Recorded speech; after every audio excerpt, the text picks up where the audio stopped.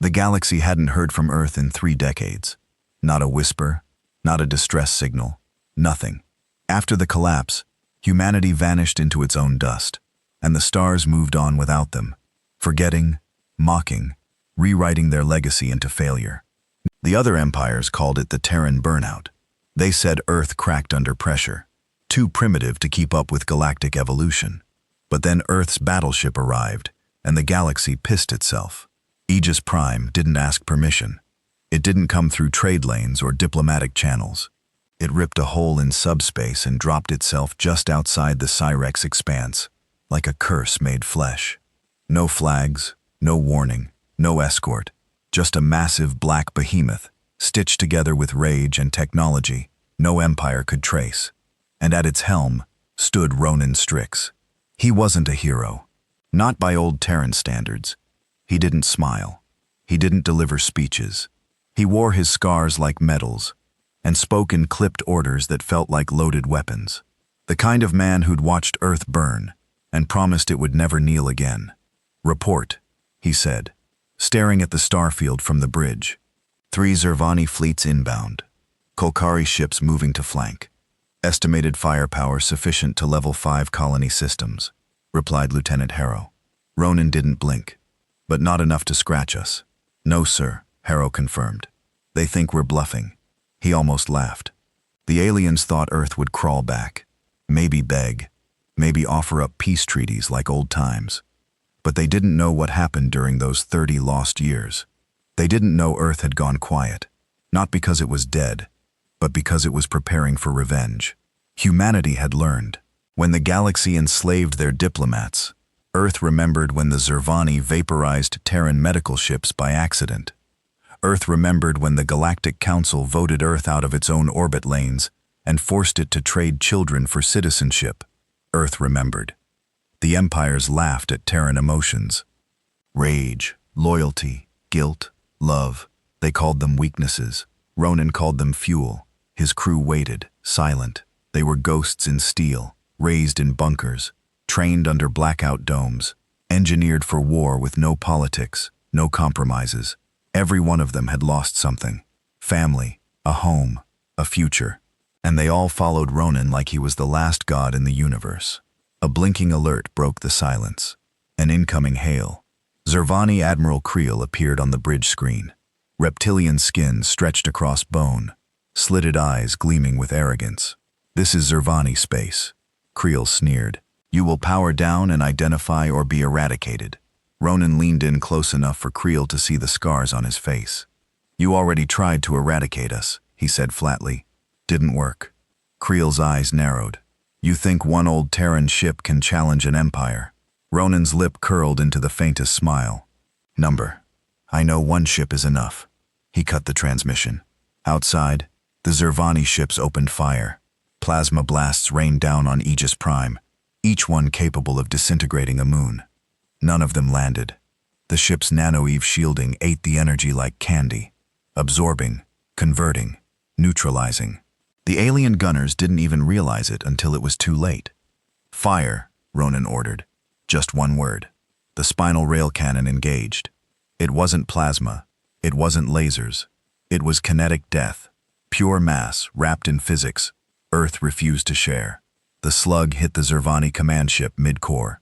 There was no fireball, no debris, just sudden terrifying absence.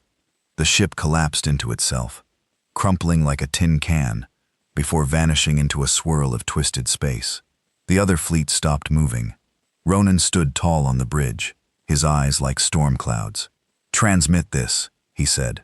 "To all empires, all systems, word for word." Harrow nodded. Ronan spoke. "Earth is not your colony. Earth is not your servant. Earth is not your grave yet. But keep coming, and we'll finish what we started, one empire at a time." The message was sent. In the next few minutes, 23 fleets withdrew from their borders. 3 planetary governors committed political suicide rather than answer for past atrocities. And somewhere deep in the galaxy, an alien emperor whispered the words everyone else was too afraid to say aloud. "Earth is back." The silence after the broadcast wasn't peace. It was fear. The Aegis Prime hovered like death over the Syrinx expanse. unmoving, unblinking, and radiating menace through every sensor pulse. No Terran ship had ever appeared on scans in this quadrant until now, and the moment it did, half the galaxy scrambled to erase its fingerprints from every atrocity they'd ever committed against Earth. Ronan Strix stood at the center of it. He wasn't savoring the fear, he was measuring it. "Zervani have gone radio silent," Harrow muttered. 3 Kari planets just initiated full defense lockdown. Civilians heard it underground. War Protocol Zeta-8. "They're scared," Ronan said without turning. "Good. They should be." The bridge of Aegis Prime was as silent as the grave. No one celebrated. No one cracked a smile. The ship wasn't designed for that.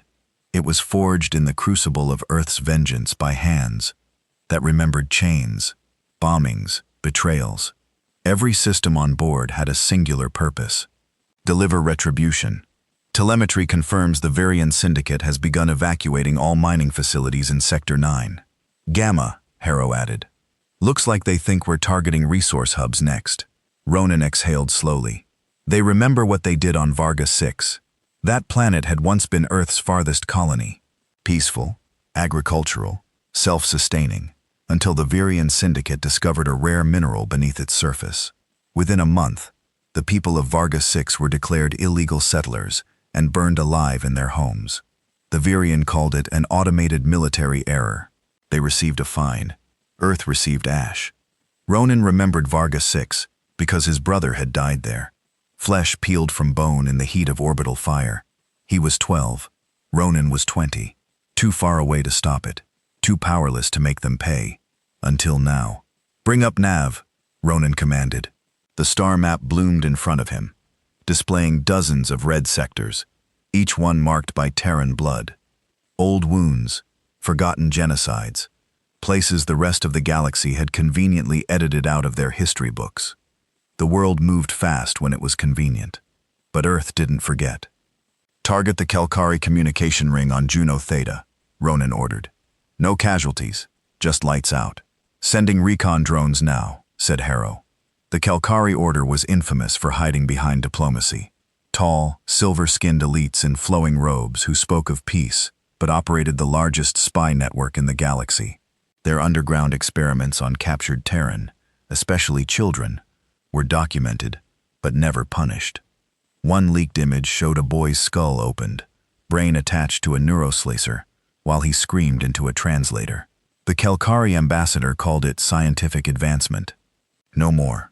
As the crew prepared for the next strike, Ronan stepped off the bridge and made his way toward the viewing deck. Not because he needed the view, but because he needed the space. He had changed. Everyone had. Once he'd believed Earth would rise through unity, through alliances. He had been part of the original Terran Outreach Corps, a diplomat fluent in 5 galactic languages, trained to represent Earth among the stars. That ended the day he watched a Zervani delegate snap the neck of his Terran counterpart live on a broadcast and laugh. No consequences, no outcry, just ratings. After that, he joined the Black Vault program, Earth's secret retaliation initiative. He was no longer a diplomat. He was a weapon, and he was tired. He stood at the viewing deck, staring at the curved edge of the galaxy. The stars here seemed different, colder, like they were watching, judging, maybe even scared. Footsteps behind him. He didn't turn. "Permission to speak freely, sir?" It was Harrow. "You always do." Harrow came to stand beside him, eyes on the void. "This ship, it's a monster. And we're the ones holding the leash. We built it because no one else gave us a choice." "I know," Harrow said quietly.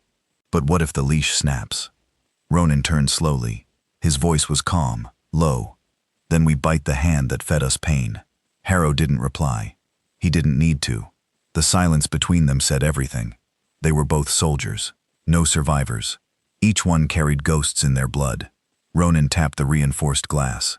"We're not here to kill planets, just to remind them that we were never weak. We're not invaders, Harrow. We're the bill collectors."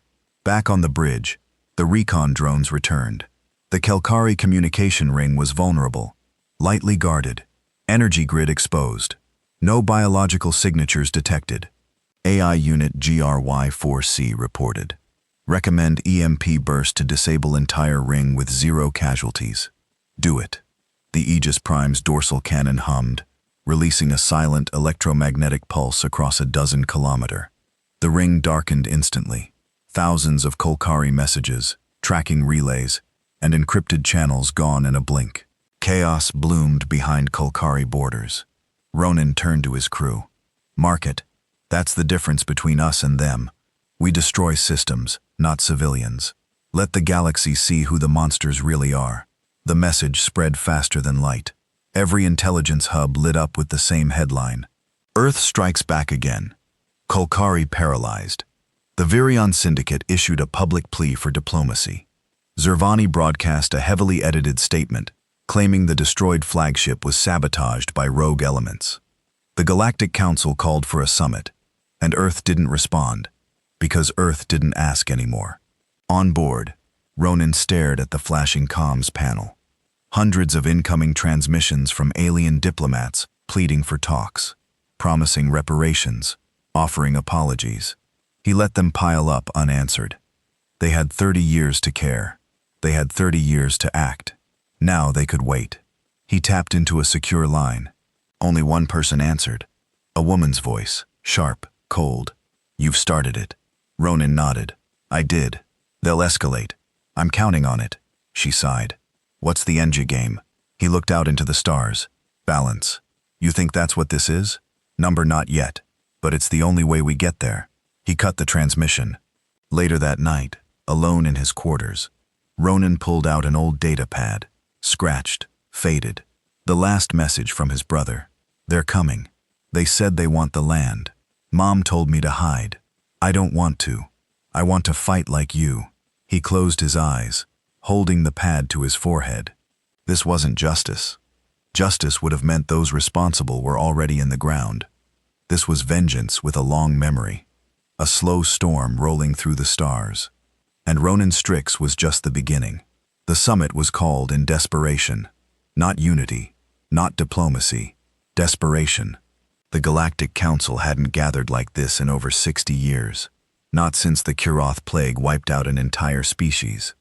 But now, they called an emergency session within hours of Earth's second strike. This time, Earth didn't show up. Ronan Strix didn't need their permission. He didn't need a seat at their table. The Aegis Prime was his reply. The Kolkari Order sent a full delegation, faces tight with forced grace, their psychic guards scanning the room for hidden thoughts. The Viren Syndicate arrived with their smug merchant princes, each one hiding behind layers of bribes and fake humility.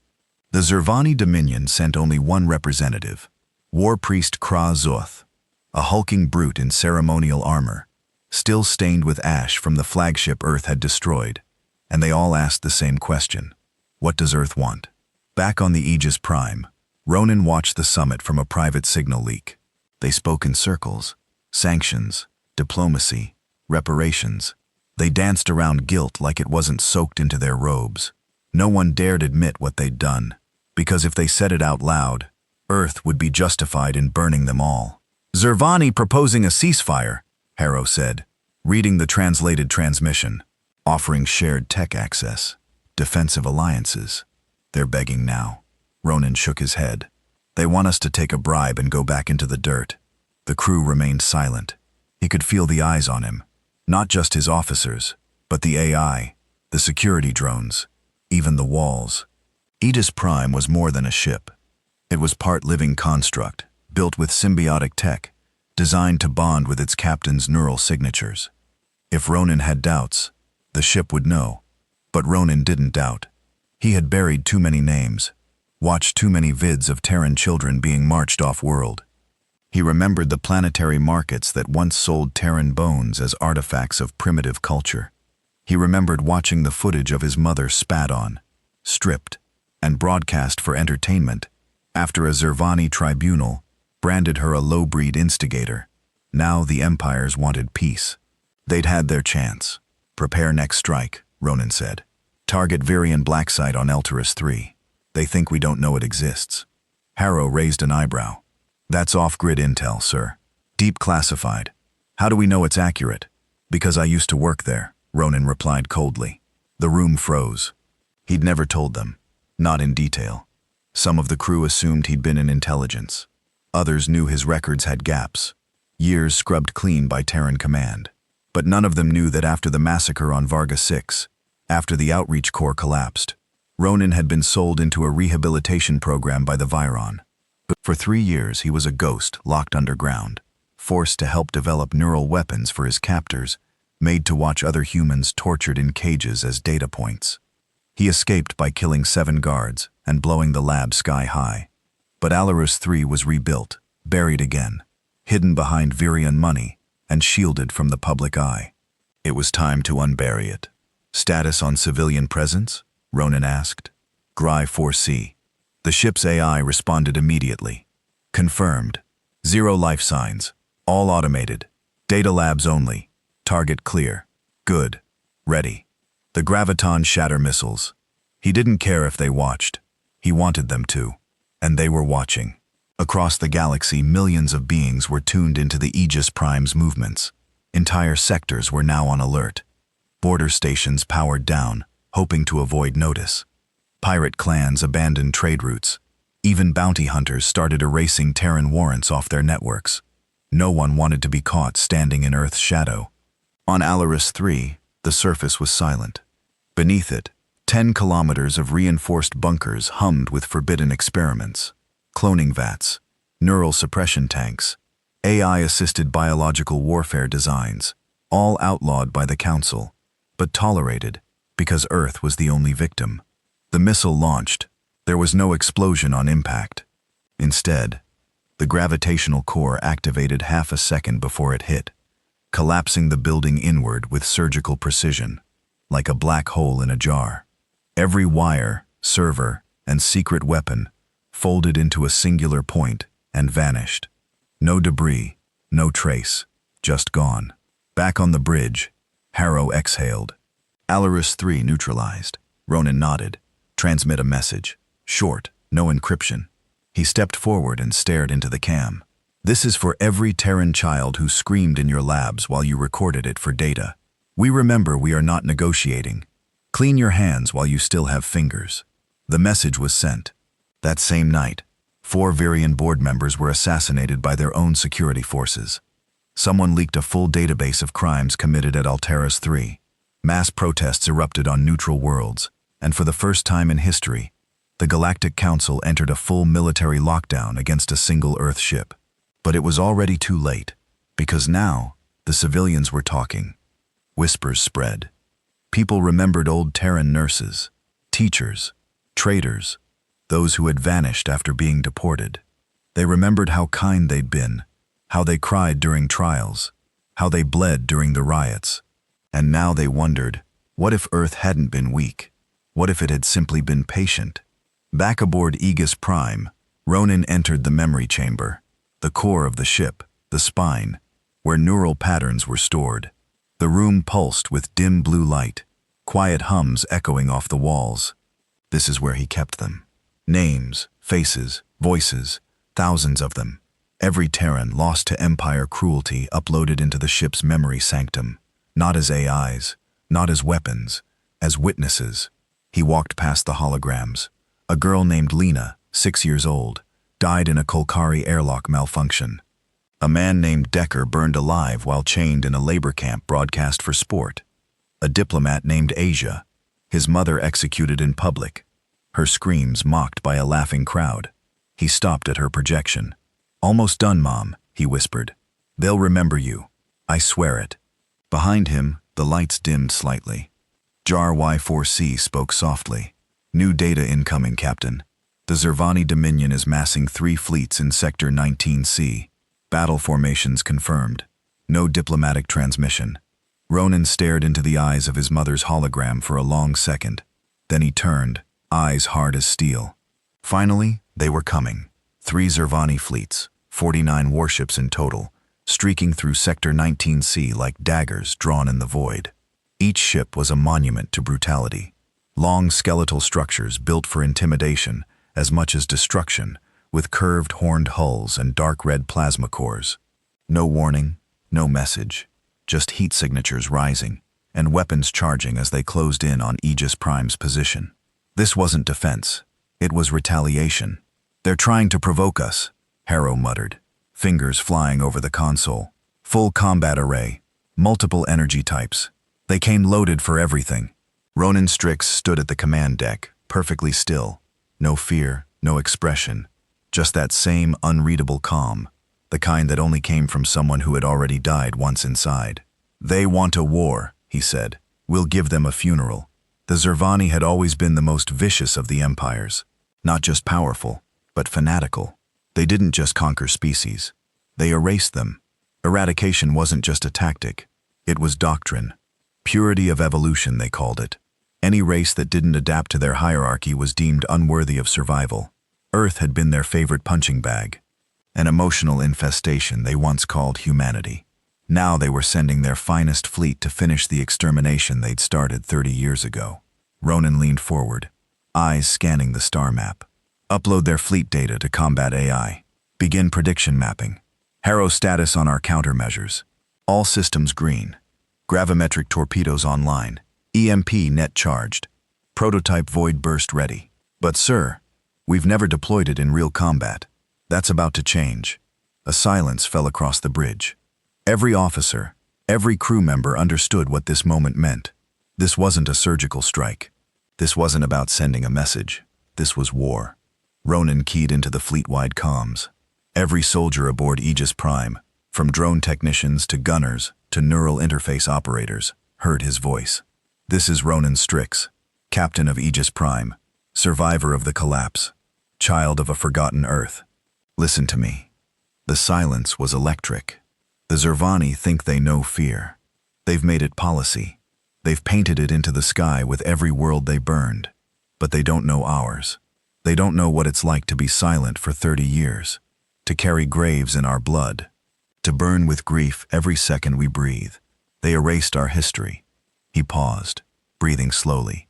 "Now, we erase theirs." The crew responded with quiet nods, some placing fingers on personal relics, old photographs, patches from families long lost, small pieces of a home that once existed. The countdown began. Zervani ships would be in firing range in 6 minutes. GRY-4C began plotting intercept trajectories.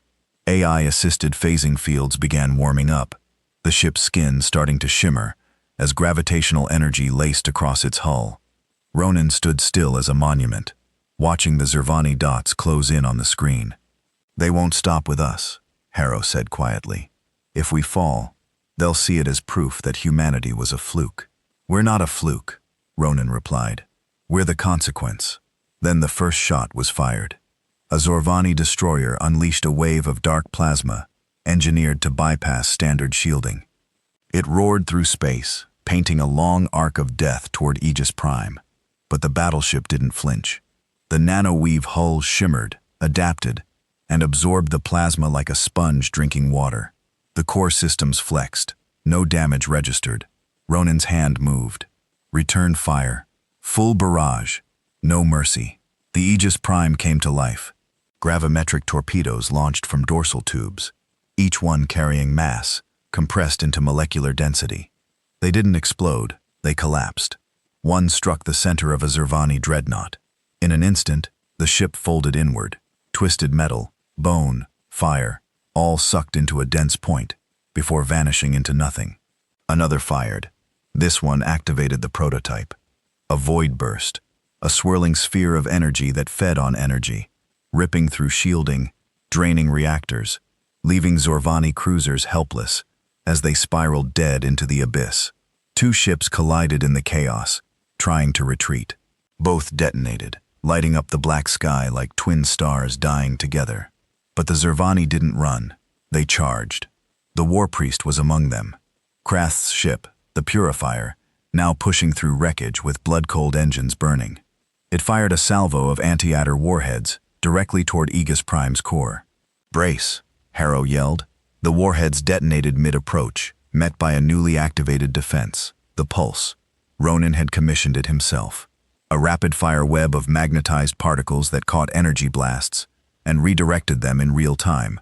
The antimatter burst, scattered into harmless starlight. Ronan stared at the purifier. Target him. Harrow hesitated. That ship's crew is biologically integrated with the core. Killing it means I said target him. This wasn't the outreach corps anymore. No diplomacy, no hesitation. Not after what they'd done. The Aegis Prime locked on and fired. The final weapon was Ronan's most personal, the Hellspire cannon, reverse-engineered from stolen Zervanitech. Amplified, altered, and perfected. The bolt tore across space. Pure condensed emotion. Not fire, not plasma. Rage embedded in science. It howled across the void and struck the purifier dead on. The ship erupted from the inside out. Crimson light blooming from every seam, as Zervani screams echoed across comms before the signal died. Then silence. Of 49 ships, only 7 limped away. Half of them aflame, some without propulsion, one slowly tearing itself apart. No counterattack followed. Zervani had never tasted loss like this, not in generations. On the bridge, a single alert chimed, a hail from the Zervani capital. Ronan raised an eyebrow. Put it on. A trembling face appeared, younger than expected, eyes wide, scales pale. A sub-chancellor maybe, not military. Terran vessel. The alien stammered. You have made your point. We request a ceasefire. Immediate, unconditional.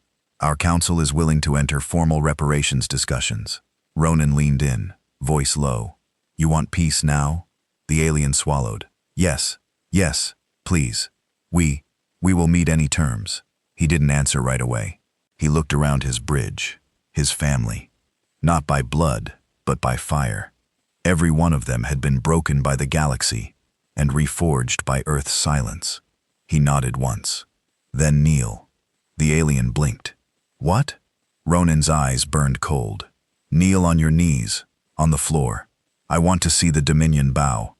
The sub-chancellor hesitated. Behind him, someone whispered. Others watched. Then slowly, the alien dropped to his knees. The camera caught it. The galaxy saw it. The Zervani Dominion, the proudest, deadliest species in known space, bowed to a Terran. Ronan gave no speech, no victory cry. He just ended the transmission. The bridge fell silent again. Only Harrow spoke, voice barely above a whisper. They actually knelt. Ronan nodded. They all will. He turned and walked toward the memory chamber once again. The war wasn't over, but Earth had stopped whispering, and now the galaxy would never stop listening. The galaxy was changing. Not gradually, not naturally, but violently. In the days following the Zervani's defeat, the balance of power across the known systems collapsed like brittle glass. Treaties dissolved. Borders were redrawn overnight. Planetary governors abandoned their thrones. Entire fleets vanished into deep space. And for the first time in 100 years, the term Terran was spoken with something dangerously close to reverence and fear. Every news channel buzzed with the same phrase, Earth is back, but not everyone welcomed it. Ronan Strix sat alone in the ship's strategic chamber, staring at the live map projection of the sector. Several red alerts blinked across it. Not incoming fire or enemy fleets, but disruptions. The Varayan Syndicate was in full collapse. 3 of its trade colonies had declared independence and were now swearing allegiance to Earth's principles of retaliation. Civilian mobs overthrew security patrols and broadcast Ronan's speeches as declarations of their own. They weren't coordinated attacks, just chaos in Earth's name. This wasn't what Ronan wanted. Harrow entered, eyes troubled. There's a growing movement forming on the outer ring systems, calling themselves the Ashborn. They claim to speak for Earth. Ronan didn't look away from the map. What do they want? More than retribution. They're talking eradication. Mass cleansing of imperial species. They're not Terran, Ronan. They're exiles, outlaws, old prisoners. They're using our flag. Harrow nodded. Worse. They're using your name. Ronan exhaled slowly, angrily. Revenge was fire, but fire didn't obey its creator. Now it had leapt into the wild, igniting corners of the galaxy Earth had never even touched. Ronan had wanted justice, precision. He didn't want cults and warlords rising from his shadow. He turned to GRY-4C. Intercept every Ashborn transmission. Jam them. Then send this message. Anyone using Earth's name for genocide will be treated like any other threat. The AI responded instantly, acknowledged. Message deployed in 12 sectors. But that didn't solve the core problem. The truth was spreading faster than he could contain it. That Earth had survived the collapse. That it had returned more advanced than any other race. That it had won. That one man aboard one ship had made entire empires kneel. And in a galaxy starved for power, legends grew faster than facts. Harrow stepped closer. You know they'll keep rising. People who want to wear your skin like armor, lead fake crusades, fly flags they never bled for. I know, Ronan muttered. And I'll put every one of them down myself if I have to. But his voice lacked certainty. For the first time, Ronan felt it. That creeping, cold doubt. The fear that the movement he'd sparked might not be controllable. That maybe Earth wasn't just feared again. Maybe it was being worshipped. He stood and exited the chamber, boots echoing down the quiet corridor as he made his way to the AI chamber, the ship's digital soul. Unlike the memory sanctum, which stored the dead, this room pulsed with light and thought. Pure Terran innovation. Minds born from post-collapse Earth bound to human morality, grown from memory neurons. GR4C hovered as a blue orb in the center, humming with awareness. Ronan approached. I need your analysis, he said, unfiltered. On what subject? Me. The lights flickered slightly. That was hesitation. Even an AI could flinch at that question. GR4C spoke softly. You are viewed by 76.4% of neutral systems as a revolutionary icon, by 19.8% as a potential tyrant, and by the remaining percentage as a messiah. Ronan closed his eyes. And by you? There was silence. Then I view you as necessary and dangerously effective. He opened his eyes again, voice low. Then tell me, where does it end?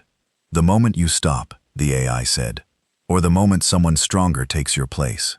There it was, the unspoken reality. If Ronan Strix didn't finish what he started, someone else would do it in his name. And it wouldn't be justice next time. It would be conquest. A fresh alert blinked in midair. Harrow's voice rang over comms. Captain, we're receiving a proximity alert. Multiple vessels entering the sector. They're not using Empire frequencies. Ronan was already moving. Pirates? No, sir. Unknown signatures, non-standard tech. Looks tan, but older. He reached the bridge within seconds, and then he saw it. The fleet. 8 ships smaller than Aegis Prime, but unmistakably Terran. Rusted, heavily modified. Each one stitched together with parts from alien wreckage, surplus junk, and ancient Earth freighters. And at the center, a command cruiser with hull markings Ronan recognized instantly. Holy hell, Harrow breathed. That's the Oathkeeper, the original Black Vault prototype. That ship was lost during the collapse. A new voice crackled over the comms. Grainy male. Ronan Strix, you don't know me, but I damn well know you. The screen lit up. An older man appeared. Scarred face, thick beard, synthetic eye. Behind him, a tattered tan flag flapped from a broken console. His voice was dry gravel. My name is Commander Kane Ravis. I fought during the last years of the collapse. Led one of the last surviving cells after Earth went silent. We've been hiding in the fringe off every network, waiting for the moment to rise again.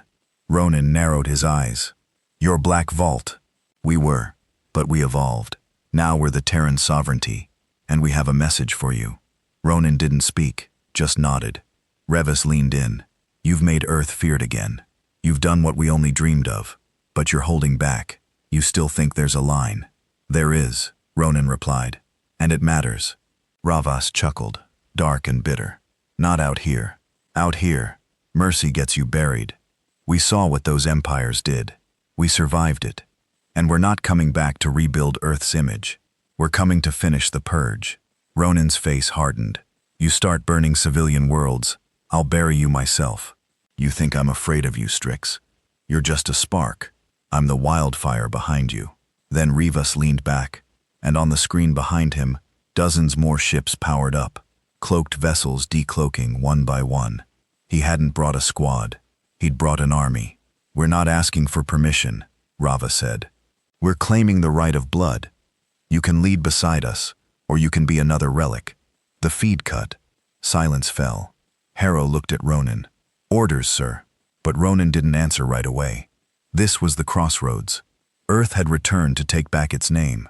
But now, the old Terran ghosts had crawled out of the abyss too. And they wanted something darker.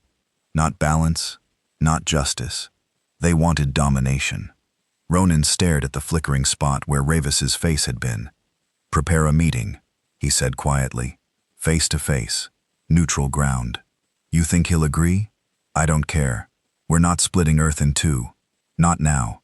And deep in the ship, the memory chamber dimmed, as if the dead could sense what was coming. The war for Earth's revenge was ending, but the war for Earth's soul was just beginning.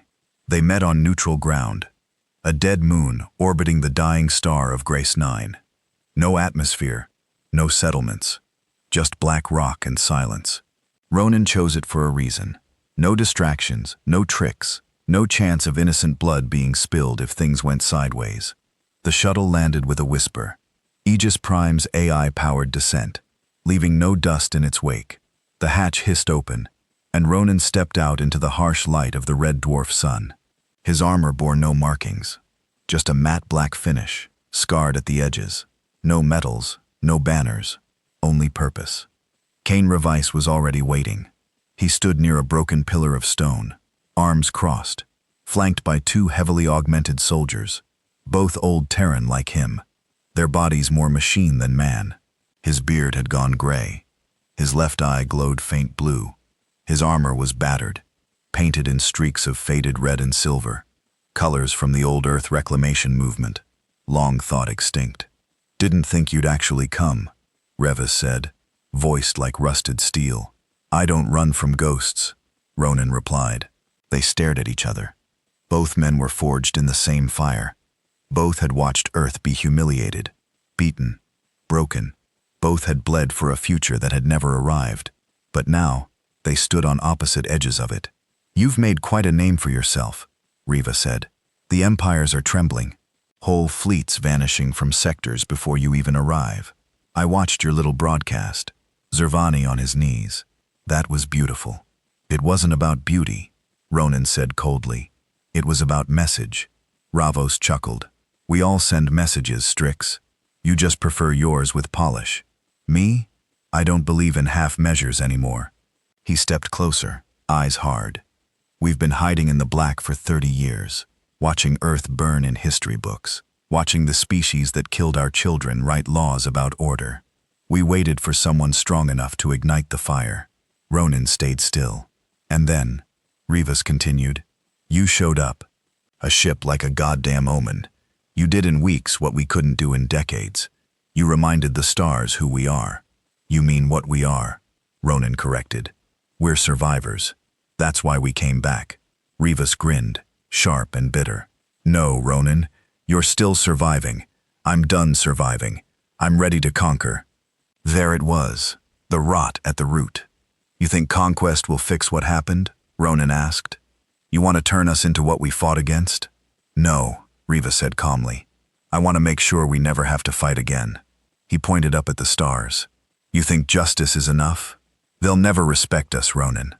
"Not really. They'll fear you now." "Sure, but give them a decade, maybe less. They'll come back. They always do. Unless we break them, not just the empires. Everything. Rewrite the system, from the ashes up." Ronan shook his head slowly.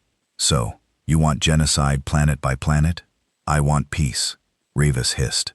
"Permanent peace, and you can't have that with old power still standing." Ronan's jaw tightened. "You're building an empire. I'm building a shield." "No," Ronan snapped. "You're building a lie, one wrapped in Terran bones. And you want me to bless it?" Revis took a step closer, voice quieter now. "Dangerous. I don't need your blessing, but you've got the name, the symbol. These people worship you, Strix. You say burn, they'll torch planets. You say peace, they'll disarm. You could end this in a heartbeat, or you could own it. I didn't come to rule. You don't get to decide that anymore." The words landed hard, too hard, because Ronan had seen it too. The shift in how people looked at him, how even his own crew waited on every word like it was scripture. He took a breath and stepped back. "I came here for one reason, to tell you, if you march under my name again, If you kill in Earth's name without my order, I will treat you like any other threat. Ravas stared at him, expression unreadable. Even if it starts to work, he asked. Even if we bring them all to their knees? I don't want knees, Ronan said sharply. I want them to look us in the eye and know we earned it. Silence fell between them. The dying sun pulsed behind the dust. Finally, Ravas nodded. That's too bad. And he turned his back. Because the storm's already moving, Ronan. The Ashborn. That was only the beginning. There are hundreds of us. Thousands. We've been building fleets in the dark, and now we've got a symbol. You think you can stop it? You're welcome to try. He walked toward his shuttle, boots crunching on gravel. But you'd better hurry. The transport lifted off, and within seconds, he was gone, vanishing into the black. Back aboard Aegis Prime, Ronan sat alone in his quarters, staring at the message Kane had sent before the meeting. A video file. It showed a small planet, a Virian border colony, civilian, agricultural, now ash. Over the footage, Kane's voice echoed. We call it purification. You'd call it necessary, if you stopped pretending Earth still had a conscience. Ronan clenched his fists so hard his gloves creaked. He stood and entered the bridge. Get me Harrow. The officer appeared within seconds, face tight. I need a list, Ronan ordered. Every world hit by the Ashbor. Every attack made under our flag. I want to know where they are, who leads, what weapons. Start building a profile. Sir, are we going to war with our own? Ronan's eyes burned. No, he said. We're going to clean our house. That night, he returned to the memory chamber. The holograms were still quiet, watching. He walked to the image of his brother. I brought fear to the monsters, Ronan whispered. But I didn't see the ones following me.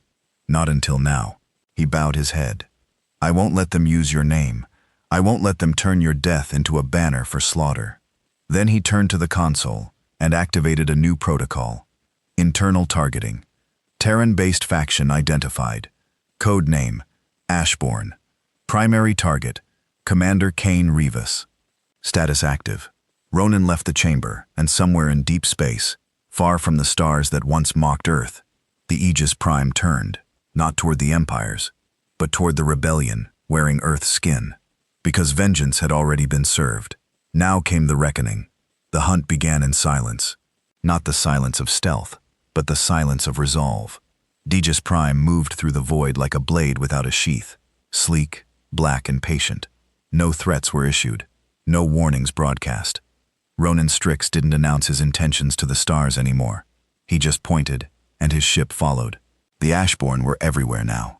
3 days after the meeting on Gross 9, they hit a neutral station in Sector 42, Kappa, civilian-operated, half-Terran-descended refugees.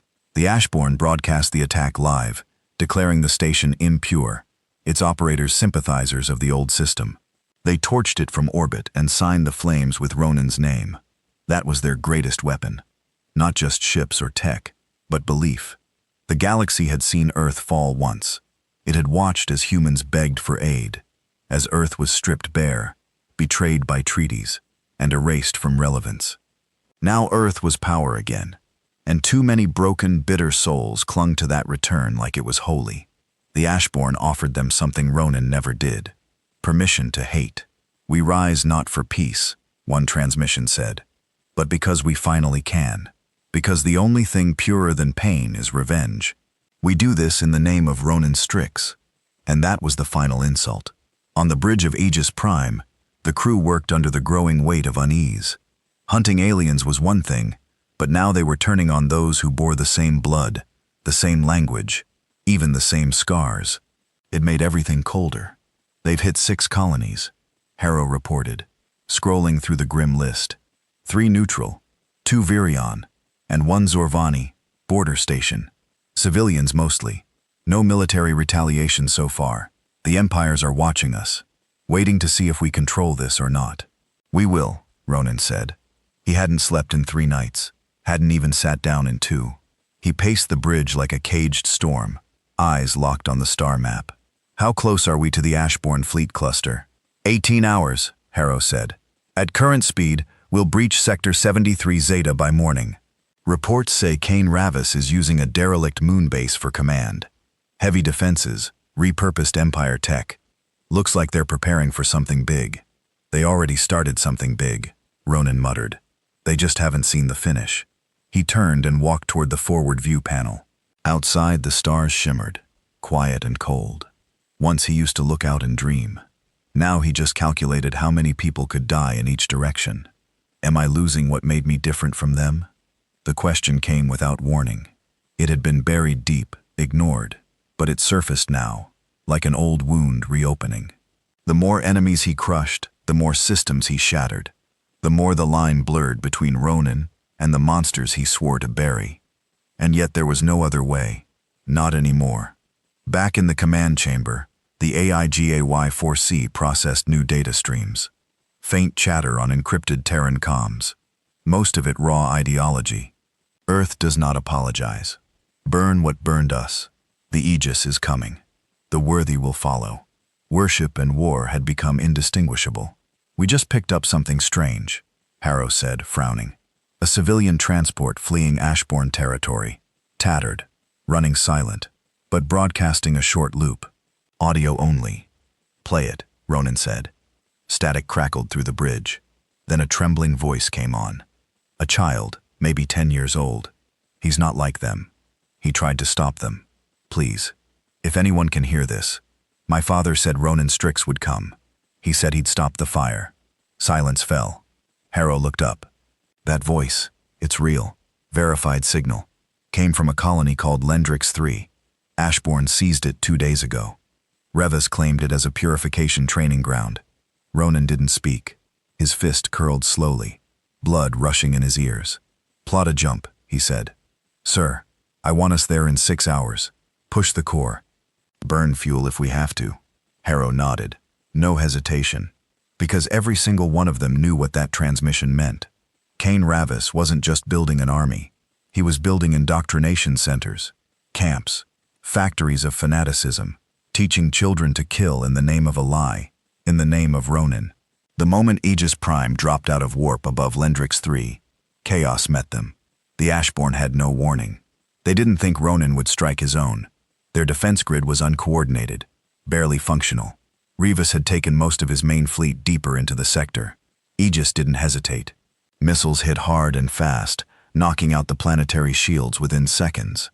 Ground turrets blinked off. Ashbourne patrol ships scrambled, then scattered. Within 20 minutes, the sky belonged to Earth again. Ronan deployed his ground team personally.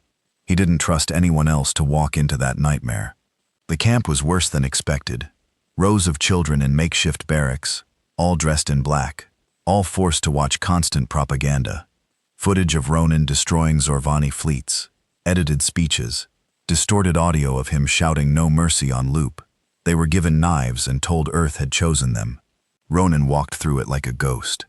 He passed one room where kids had been made to memorize the names of Terran martyrs. If they forgot a name, they were whipped. Another room contained corpses, executed traitors, mostly adults who'd tried to escape, all under banners painted with his name. In the center barracks, a boy stood, barely 9, pale, wide-eyed. He stepped forward, holding a broken knife, shaking. You're him, he said. You're the real Ronan. Ronan knelt in front of him. The boy's voice cracked. They said you were coming, that you'd burn the weak. No, Ronan said softly. I came to save the weak. The boy started to cry. Later, when the children had been evacuated and the facility leveled with targeted charges, Ronan stood among the rubble. His armor was scratched, his face bruised from one of the cell fights, but he was still standing. Harrow approached holding a recovered data pad. Rivas left a message. Ronan took it. The screen flickered and Kane's face appeared once more. Recorded this time. Grim focused. If you're watching this, you finally stepped off your throne. Good. The game started now. You think this is horror? You should have seen what they did to my son, what they fed him in the Virion mines. You think you've seen suffering? You only saw the result, Ronan. I was forged in the cause. And if you want to stop me, you'd better be ready to kill every last believer, because they don't love you. They need you. The feed cut. Ronan lowered the pad slowly. He stood among ashes now, and for the first time since Earth's return. He didn't feel strong. He felt haunted. The stars above Sector 77 Omron were silent. They watched as Aegis Prime dropped from warp just beyond the dark edge of a dying nebula, its hull glowing faint blue from atmospheric entry. Weapons cold but primed. This was no longer a mission. This was an ending. The Ashborn had gathered. Cain Rivas had called it the cleansing, a final strike against the last of the galactic systems that had dared mock Earth. More than 300 ships now orbited the dead world of XR2, including refitted Zorvani cruisers, stolen Kolkari carriers, and dozens of old Terran war relics. It wasn't just a fleet. It was a cult. And every single pilot, every soldier on that planet wore Ronan Strix's face across their banners. He stood alone on the command deck, silent, still watching them line up in formation like a grotesque reflection of Earth's new legacy. His crew had stopped questioning him. They knew this was personal now. Too personal. Cain's transmission came through. Harrow said softly. Uncoded broadcast on open channel. Ronan gave a small nod. Play it. The bridge dimmed, and the voice of Cain Rivas echoed across the ship. Broadcast not just to Aegis Prime, but to the entire Ashborn armada. This is Cain Rivas, commander of the Ashborn sovereignty, brother of the Terran Flame. To those aboard Aegis Prime, your captain was a soldier. He was a martyr, but he forgot what we bled for. He made the empires kneel, and then he asked them to stand again. He showed us how to fight, but I will show you how to win. The feed ended. Gryphor says calm, emotionless voice followed. Ashborn ships powering weapons, targeting range in 2 minutes. Ronan didn't blink. Open wideband transmission, he ordered. The comm lights lit green. Ronan stepped forward and looked directly into the feed. He didn't raise his voice. He didn't shout.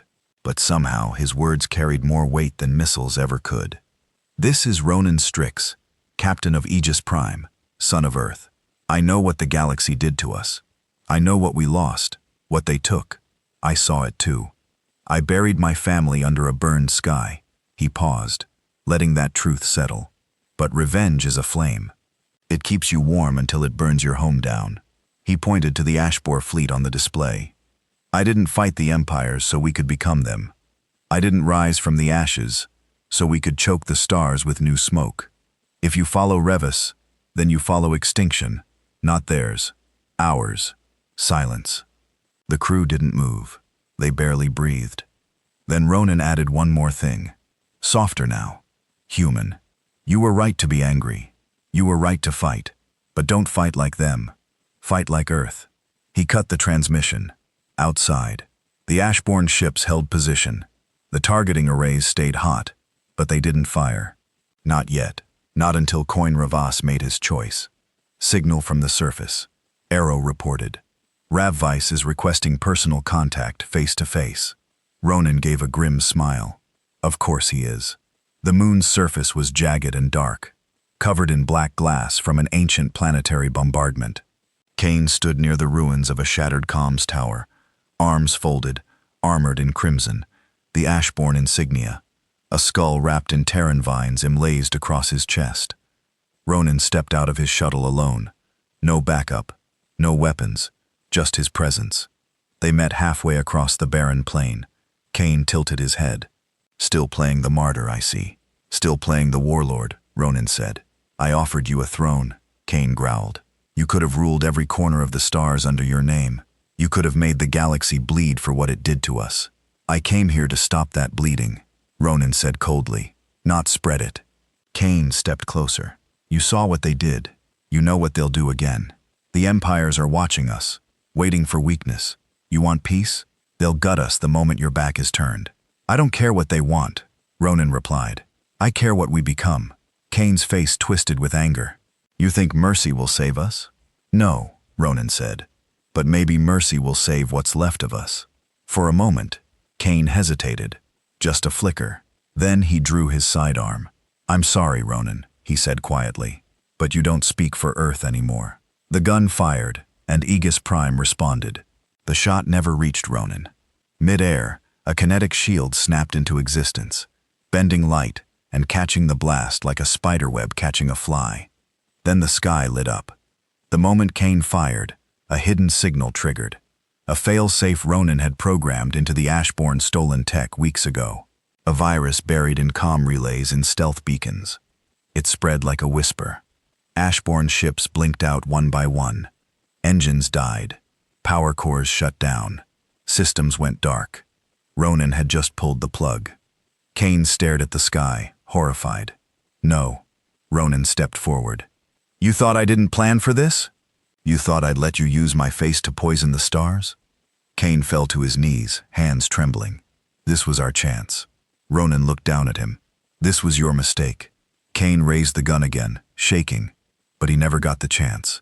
A single energy bolt struck his chest from orbit. Surgical, precise, non-lethal. He crumpled. Ronan turned and walked away, eyes on the stars, voice in his comms. Secure Kane Ravis. Extract survivors. Disarm every Ashborn ship. No deaths unless fired upon. Acknowledged, Harrow responded. Cleanup teams en route. As he reached his shuttle, Ronan looked back one last time. Kane Ravis, once the fire behind Earth's rage, lay broken on the cold glass, surrounded by the ruins of a future built on hate. It took 5 days to dismantle the Ashborn network. Hundreds surrendered willingly, once word spread that Ronan had personally deactivated their fleet. Others resisted. Some tried to self-destruct their ships. But the war was over, and Earth had survived it. On Egypt's prime, Ronan stood once again in the memory chamber. The faces of the lost surrounded him. His mother, his brother, the fallen children of Varga 6, the symbols that began this journey. But for the first time, he smiled. Not because it was over, but because it had meant something. Rest now, he whispered. We didn't become them. He turned to leave. As he stepped onto the bridge, Harrow looked up from his console. Transmission from the Galactic Council. Put it through. A familiar face appeared. A Zorvani delegate trembling slightly. Captain Strix, the Council wishes to offer its formal apology and request your cooperation in drafting a new galactic charter. Ronan didn't smile. He just nodded. I'll send terms. Months later, the galaxy was different. The Zervani Dominion had signed a non-aggression pact. The Varayan Syndicate was under new leadership, pro-Earth for the first time in history. The Kolkari Order opened reparations programs for former Terran colonies, and a new alliance had formed, the Terran Accord, a united defense and diplomacy pact led by Earth, open to any species willing to stand as equals, not rulers. Ronan Strix declined the title of High Commander. He preferred Captain. He still flew the Aegis Prime, still watched the stars. But now he didn't do it alone. Humanity wasn't feared anymore. It was respected. And sometimes that was the harder victory.